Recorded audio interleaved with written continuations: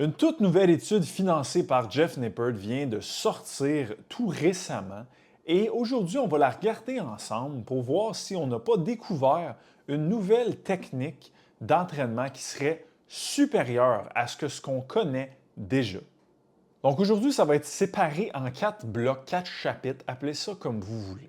Le premier bloc, ça va être de regarder qu'est-ce que cette fameuse technique, avant d'aller dans l'étape et le bloc 2, où on va regarder c'est quoi l'étude en tant que telle. Le bloc 3, comme à l'habitude, on va regarder quels ont été les résultats. Et dans le dernier bloc, comme toujours, comment vous pouvez appliquer ça dans votre quotidien et là, plus précisément, dans votre plan d'entraînement. Donc, bloc numéro 1, on va regarder un peu c'est quoi la technique. Mais avant d'aller dans c'est quoi la technique, il faut que je fasse un bref retour de théorie sur comment on bâtit de la masse musculaire. Ce qui stimule la masse musculaire, donc de prendre la masse, c'est la tension mécanique. Donc, on doit partir de là. C'est quoi la tension mécanique? La tension mécanique, comment tu génères ça? C'est lorsque une fibre se raccourcit lentement. Okay? Donc, tu as plein de fibres dans ton muscle, mettons dans ton biceps, mais quand ils se raccourcissent lentement, c'est là qu'il y a un haut niveau de tension mécanique qui est généré par la fibre elle-même. Et ce haut niveau de tension mécanique-là, c'est ce qui stimule une prise de masse musculaire.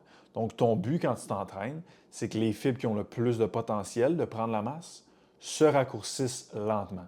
Et comment qu'on fait ça? C'est en se rapprochant le plus possible de l'échec musculaire. C'est pour ça qu'on voit de plus en plus dans les études, dans une méta-régression de Robinson et al., que l'échec musculaire, c'est la variable la plus importante lorsque vient le temps de discuter de prise de masse. Par contre, ou je ne sais pas pourquoi je dis par contre, mais à ne pas oublier qu'il y a deux types, et c'est là que ça devient important pour notre technique, il y a deux types de tension mécanique. Il y a la tension mécanique active et il y a la tension mécanique passive. La tension mécanique active est générée majoritairement quand on a le mouvement du concentrique. Donc, mettons que je fais un bicep curl, quand que je monte avec le poids, c'est la tension mécanique active. Lorsque je redescends le poids, donc lorsque mon muscle rallonge, parce qu'au début, il s'est raccourci, donc quand je reviens, il s'allonge, là, il y a la tension mécanique passive qui entre en jeu et il y a également la tension active qui reste là-dedans. Donc, mini-bloc de théorie terminé. Donc, la nouvelle technique, ça s'appelle des répétitions partielles en position étirée. Ce que c'est exactement cette technique-là, c'est de ne pas faire l'amplitude complète. Donc, si on regarde encore le bicep curl, là, qui, je pense que tout le monde peut le voir dans sa tête en m'écoutant en ce moment, de faire une répétition complète, ça serait je pars d'en bas complètement à en haut complètement. Les répétitions partielles en position étirée, ça veut dire qu'on fait seulement la partie où le muscle est pleinement étiré. Ça veut dire que sur un bicep curl, on fait seulement le début, on arrive à moitié et on redescend. Il semblerait que cette technique-là va générer plus de gains de masse musculaire que si on faisait la répétition complète. Et ça, c'est selon une méta-analyse de Wolf en 2023, Milo Wolf. Le seul bug avec cette étude-là, c'est que c'est juste des débutants.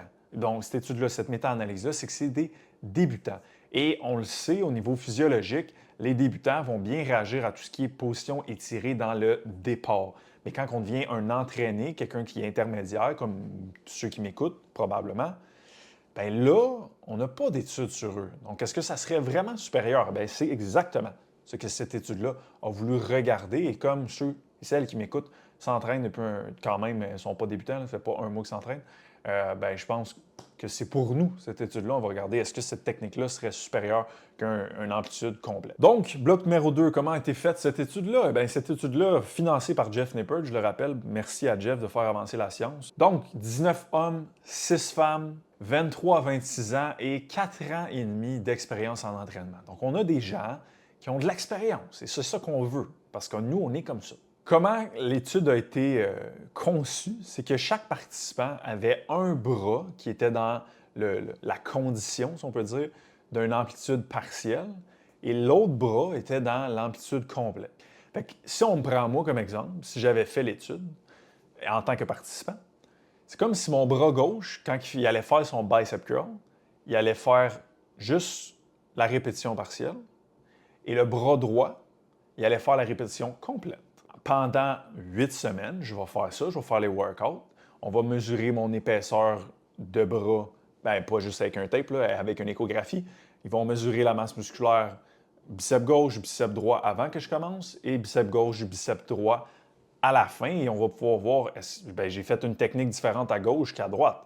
Il y en a une qui est sortie gagnant. C'est ça qu'on veut voir dans le fond. Je tiens à dire pour les petits détails, c'est une étude qui a été faite sur 8 semaines, donc 2 mois, 2 upper body par semaine. Donc ça a été sur les muscles du haut du corps là, que ça a été regardé, ces techniques-là. Donc 2 upper body par semaine. Chaque exercice était fait de façon unilatérale, évidemment, vu qu'on a un bras dans une condition, un bras dans l'autre condition. À l'échec musculaire, encore une fois, évidemment, parce qu'on veut stimuler une prise de masse, en augmentant la charge à tous les semaines, donc une surcharge progressive, et tout ça était supervisé par quelqu'un là-bas pour standardiser l'échec, standardiser l'amplitude, donc c'était bien structuré, c'est une étude qui a été très bien faite. Bon, maintenant les résultats. On a hâte à ça, hein? Je ne sais pas vous, là, mais en tout cas, vous, quand vous m'écoutez, je ne sais pas si vous avez hâte aux résultats, mais moi, quand je lis une étude, j'ai tout le temps hâte d'aller aux résultats. Donc, qu'est-ce qu'ils ont vu? On va commencer avec les biceps, parce qu'ils ont seulement mesuré avec une échographie biceps et triceps. Pourtant, ils ont fait du chest, ils ont fait du dos, mais ils n'ont pas mesuré ça. Okay? Donc, on va se concentrer biceps, triceps aujourd'hui. Donc, biceps. On fait comme si j'étais dans l'étude, là, je trouve que c'est plus facile à comprendre. Donc, mon biceps, si j'ai été dans l'étude, mon biceps gauche, qui faisait une répétition partielle, on parle de 4,5 d'augmentation de prise de masse musculaire, donc d'épaisseur musculaire. Pour mon biceps droit, qui lui a fait l'amplitude complète, 4,6 d'augmentation d'épaisseur. Donc, pour les biceps, ça a été la même chose. Et là je prends moi comme exemple, et dans l'étude, c'est une moyenne sur les 20, c'est 19 plus 6, 25 participants. Donc 4,5, 4,6, on est pas mal pareil. Pour les triceps, bras gauche, si on prend encore le mot fictivement, si c'est mon bras gauche, 5,4 pour une répétition partielle sur les triceps et 8,1 pour une amplitude complète. Donc ici, c'est à l'avantage d'une amplitude complète. Pour les triceps, on va en parler dans quelques instants. Donc, avant d'analyser un peu les résultats, là, de dire « Wow, OK, ils ont les mêmes résultats, pas pour les triceps, mais pour les biceps. » Oui, avant qu'on aille là, juste, on est entre nous, là, 2 secondes. Là. Dans tous les cas, là, ils ont gagné de la masse. OK, qu'est-ce qu'ils ont fait? Ils sont allés au gym. Ah, encore ça, Hugo? Oui, encore ça, parce que je vais te le répéter jusqu'à la fin des temps. Ils sont allés au gym, ils sont allés à l'échec musculaire supervisé, donc c'est le coach qu'on va l'appeler, ce n'est pas un coach, mais le superviseur s'est assuré que la personne aille à l'échec. Et ils ont augmenté leur charge à toutes les semaines. Le superviseur s'est assuré de ça. Ah ben, gadon, dans tous les cas, il y a eu de la prise de masse musculaire. Je suis donc bien surpris, absolument pas. Puis je pense que ceux qui sont un bout qui écoutent le podcast, vous n'êtes pas surpris non plus. Ça revient toujours à ça, mais donc, si vous faites ça, c'est votre recette pour prendre la masse. Le reste, on peut y aller, on va un peu plus précis dans une technique, puis etc. Là. Juste ça, là, vous voyez qu'ils ont gagné de la masse, et c'est des gens entraînés, comme vous et moi, et ils ont gagné de la masse. Donc, si tu m'écoutes, tu te dis, je prends pas assez de masse sur un plateau. Eux autres, ils ont pris de la masse, puis ça fait 4-5 ans qu'ils s'entraînent. Qu'est-ce qu'ils ont fait? Ils sont allés au gym, donc de manière constante, c'est là que la psycho vient en jeu. Ils sont allés à l'échec pour de vrai, pas à semblant, et ils ont augmenté leur charge, leur rep à toutes les semaines, ça à tous les workouts. Ils n'ont pas fait à semblant non plus.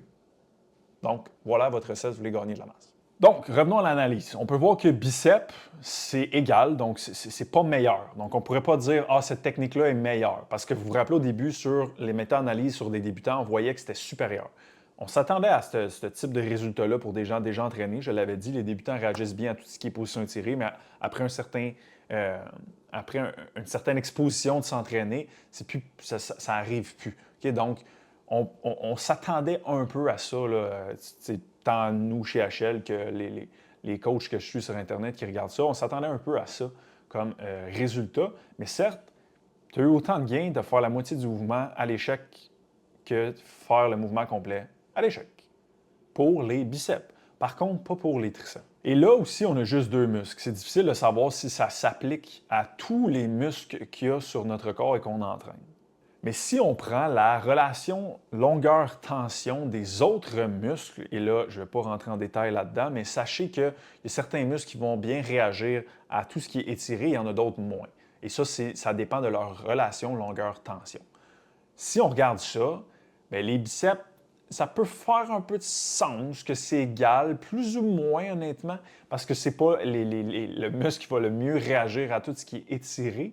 Mais si on regarde tout ce qui est quadriceps, tout ce qui est chest, ischio, mollet, j'aurais tendance à dire, parce que là, je ne peux pas le dire parce que l'étude n'a pas été faite là-dessus, mais j'aurais tendance à dire que ça risque de bien fonctionner comme des amplitudes complètes. Donc, tu vas avoir autant de résultats en amplitude complète qu'un amplitude partielle en position étirée sur ces muscles-là.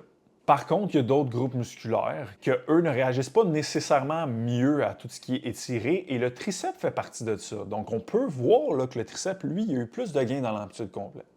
Donc, c'est d'agencer selon quel muscle réagit le mieux à tout ce qui est étiré et ceux qui réagissent un peu moins pour peut-être plugger cette technique-là. Ce qui nous amène à notre chapitre, à notre bloc, à notre partie, appelez ça comme vous voulez. Numéro 4, qu'est-ce qu'on fout avec ça? C'est ça l'important. Dans la vie réelle, qu'est-ce qu'on fout avec ça? Et là, je tiens à dire que ce bout-là, c'est plus mon opinion personnelle. On pourrait débattre. J'aurais un autre coach qui serait devant moi, qui aurait lu l'étude, qui aurait peut-être une différente opinion que moi, qui amènerait différents points. Mais donc, c'est plus opinion personnelle, basée sur certains faits, certains plus opinions. Okay? Donc, voici ce que je vous recommande selon ce résultat d'étude. Personnellement, je ne suis pas à 1000% vendu. Il y a un désavantage qui me gosse sur les répétitions partielles, puis c'est le suivant. La précision de où j'ai commencé mon mouvement et où je le finis. Cette précision-là est extrêmement importante pour bien quantifier la surcharge progressive de semaine en semaine, pour s'assurer que le fait que j'augmente ma charge et mes reps vient d'une nouvelle prise de masse musculaire. Je n'ai pas modifié ma technique pour mettre plus lourd. J'ai la même technique et j'ai réussi à mettre plus lourd ou plus de reps avec la même charge. Donc, j'ai une preuve tangible qu'il y a eu des adaptations. Moi, c'est ça que je cherche à savoir. Et si tu veux savoir si ton programme marche, c'est ça que tu veux savoir. Je suis capable d'augmenter mes charges, mes reps à toutes les semaines, avec la même technique, le même tempo puis le même temps de repos. Si oui, il y a des adaptations qui se produisent et c'est bon.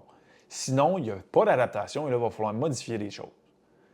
Dans un cas de répétition partielle, moi, c'est le bout, tu sais, j'ai dit une surcharge progressive, c'est même tempo, même temps de repos, même technique. Moi, j'accroche sur la technique. Et je l'ai essayé, même aujourd'hui dans mon workout, il y a quelques heures. Puis ça le fait, tu es quand même capable d'avoir une idée de « Hey, j'ai arrêté là », mais par expérience, puis je vous dis c'est de l'opinion personnelle, là, par expérience, les gens, même sur une amplitude complète, ils botchent l'amplitude pour augmenter. Ils vont pas jusqu'en bas, ils vont pas jusqu'en haut, etc. Fait que là, dire « fais rien que la moitié, arrête à 50%, je trouve que ça rajoute un défi de plus qu'ils vont peut-être encore plus botcher ça. Mais ça, c'est de mon point de vue, c'est comme ça que je le vois. Le désavantage de la technique de répétition partielle. Donc, sachant que pour des gens entraînés, là, donc des gens qui ont de l'expérience, tu n'as pas plus de gains, tu n'as pas moins de gains, à part sur certains muscles qui réagissent moins bien, comme les triceps. Voici comment je vous suggère d'utiliser cette nouvelle technique, si on peut dire ça comme ça. Moi, je continuerai de focusser sur une amplitude complète pour la majorité des exercices, pour m'assurer de standardiser tout ce qui est amplitude, pour m'assurer d'avoir un réel feedback de l'environnement, de me dire, y a-t-il une adaptation ou il n'y en a pas? Mais, ceci dit, sachant que c'est les mêmes résultats pour les groupes qui réagissent bien en position étirée, ben, est-ce qu'on peut se faire un peu de fun? Pourquoi pas? Pourquoi pas? On est quand même là. Je comprends bien qu'on veut une shape, mais à un moment donné, ça serait le fun d'avoir du fun. Fait que si d'amener de la variété, ça rend un peu ça spicy, les workouts, on a hâte d'y aller, on a une nouvelle technique. Pourquoi pas utiliser cette technique-là? Ça, c'est un fait, là. Ça marche autant que, ça marche pas plus, ça marche autant que. Donc, pourquoi pas? Pour ajouter un peu de variété, moi, je pense que c'est comme ça que je vous suggérerais de l'utiliser, de se dire, c'est des répétitions, des amplitudes complètes en tout temps, mais je peux me mettre des petits exercices ici et là dans mon workout. Par exemple, mon workout d'aujourd'hui, j'avais un bench press incliné à la Smith Machine. Ensuite, j'ai fait un row seated prise pronation à la poulie. Et après ça, j'ai fait un easy bar curl répétition partielle. Et j'ai fini avec la coiffe des rotateurs. Donc, j'en ai inséré un. Et pour les clients, je commence à faire ça aussi là, depuis que j'ai lu cette étude-là. C'est comme, pour les quadriceps, on va mettre un exercice là. Puis, Donc, de le mettre comme ça, moi, c'est comme ça que je vous suggérerais de le faire. Et ne mettez... premièrement, ça va... C'est en position étirée, OK? Donc, sur mettons, un leg extension ou un lateral raise, ça a moins son utilité parce que c'est un partiel en position étirée. Si tu mets ton partiel en position contractée, bien, on ne parle pas de la même chose. L'étude n'a pas été faite sur ça. Donc, on veut vraiment la position étirée. Donc, les muscles comme les quadriceps, les fessiers, les ischios, le chest, vous pouvez mettre des répétitions partielles en position étirée, donc dans la position étirée du mouvement. Et c'est même ça qu'on a décidé de faire dans le plan du Muscle Lab de ce mois-ci, au mois de novembre. Coach Nick s'occupe de la création des plans à tous les mois. Pour ceux qui ne savent pas, le Muscle Lab, c'est une communauté où on a de la formation et des plans d'entraînement récurrents, mensuels, complètement gratuits. Donc, Coach Nick s'occupe des plans d'entraînement. Et ce mois-ci, il a intégré quelques exercices de partiel en position étirée. Si jamais tu veux l'essayer, le lien est dans la description et je le rappelle, tout ça est complètement gratuit. Donc voilà, j'espère que vous êtes plus informés sur toute cette situation-là et que vous savez que, ben non, cette technique n'a pas détrôné quoi que ce soit, mais, somme toute, elle est égale pour certains groupes musculaires pour générer de la masse musculaire qu'une amplitude complète. Pour d'autres groupes musculaires, un peu moins, donc il s'agit de naviguer à travers ça et de connaître ces choses pour bien bâtir ses plans d'entraînement. Mais je trouve ça, on voit que la science avance. Il y a 4 ans, on n'aurait pas dû ça, on n'aurait pas pensé ça. Donc c'est pour ça que c'est cool de se tenir à jour, lire la science et toujours optimiser nos workouts. Et ça rend ça cool aussi parce que c'est pas tout le temps la même chose. Il y en a qui aiment ça la routine, mais il y en a qui aiment ça plus varié. Donc ça, c'est une opportunité d'amener un peu de variété qui va quand même bien fonctionner pour stimuler une prise de masse. Et je tiens à dire, OK, on se parle. On se parle entre nous autres. Dans l'étude, ils ont vu une prise de masse pour les gens qui étaient en répétition partielle. Qu'est-ce qu'ils ont fait? Ils sont allés à l'échec sur des répétitions partielles, ils ont augmenté leur charge sur les répétitions partielles, puis ils sont allés au gym avec des répétitions partielles. Et il y avait quelqu'un qui supervisait pour s'assurer que l'amplitude était pareille à toutes les fois. C'est là où ce petit superviseur-là n'est pas là dans la vraie vie. Donc, est-ce qu'on aurait la même réponse parce que le monde botche leurs amplitudes? We don't know. Donc, assure-toi de ne pas botcher ton amplitude, numéro 1. Assure-toi d'aller à l'échec si tu fais des répétitions partielles. Assure-toi de respecter les mêmes règles. Donc, surcharge progressive, rep ou charge à toutes les semaines, puis pointe-toi là. Si tu fais ça, si tes reps partiels, tu maintiens ton amplitude, je te dirais que tu risques d'avoir les mêmes résultats que dans l'étude. Donc, voilà pour le podcast de cette semaine. J'espère que vous avez apprécié et nous, on se revoit la semaine prochaine, 5 heures, pour un autre épisode du podcast One More Rep. Bye!